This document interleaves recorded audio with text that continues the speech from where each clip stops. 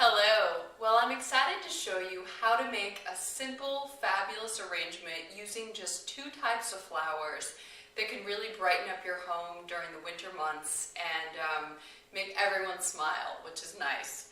The first thing I did was choose a vase in a color that I really liked. So I have a nice turquoise vase that can also double as a planter, actually. It's pretty cool.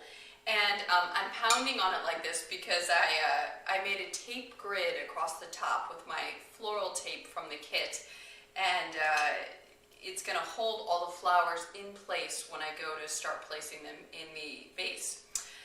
The first thing I'm going to do is prep my greens. So I decided to use tropical leaves. These aspidistra leaves are great, and you can use anything in place in this shape. Okay, so I often recommend buying a house plant and just cutting the leaves off and using it in your arrangement, and of course letting the plant grow and decorate your home in the meantime. So what I'm going to do is just fold this over in my hand, take some of my wire from the kit as well, and I just cut a little piece, about 3 inches, and then I'm going to bind around the edge of the leaf here so it's staying put next to the stem. And you know, this is a really simple technique. Obviously, if I had a larger leaf, I could wrap and wrap and wrap, but I've got this going here, and I already prepped some in advance. Then I'm going to prep the flowers, okay? So I have gorgeous Asiatic lilies in yellow, and the first thing I want to do with them is just take off the greenery that's going to be below the water line.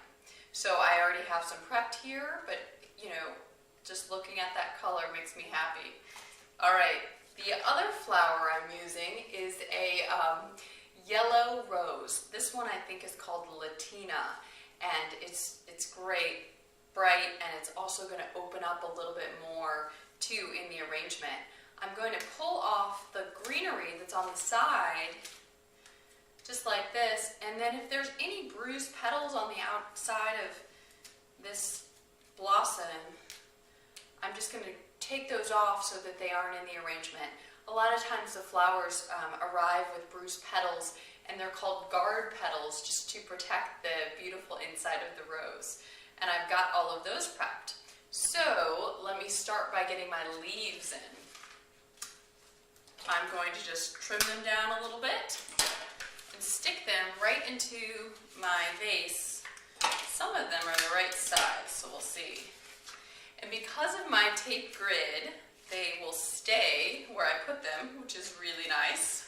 And I can get them in, just placing them to make sort of a base layer of greens that will then hold up the flowers and frame them and just look nice with the yellow and turquoise. All right, so I've got my greens in there. Now I'll take my lilies.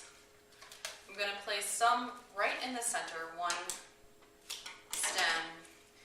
Another one right off to the side here, jumping out at me. And then a third one, doing sort of the same thing, sort of flying out on at another spot. It's almost going to make a cascade shape across the arrangement, which is pretty cool. Then I have roses. All right, trimming those guys down and starting to place them in different heights. Gonna get some in here. Now, as I'm doing this, let me talk to you about lily pollen, which is right here on the edge of my arrangement.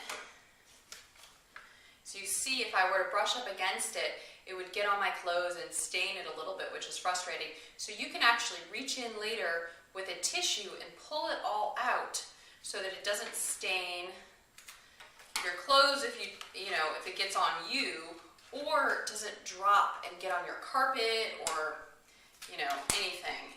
Lily pollen is is a tough stain to remove. It looks pretty cool in the arrangements actually, the hint of dark, but I often pull it out later with a little tissue again so it doesn't stain your fingertips when you're grabbing it. Alright, I'm getting my roses in, and this arrangement's already coming together. It's pretty cool that I'm only using 2 flowers, you know, 2 types of flowers I should say. I've got about 12 roses and 3 lily stems, but this is something you can buy in the store really easily, and it can last for a long time at your house. And obviously I'm making something that's really big and can be viewed from all sides. So it's going to look good if you place it in the center of a table or anywhere. Alright, and you can see it like this. Oh, there we go. Alright, well, there it is, my 2-flower arrangement. And I thank you for watching, and I hope you create something that you enjoy at home to brighten up your house. And if you do, please send pictures. We love to see them, and they inspire us just as much as we hopefully inspire you. So thank you so much for watching.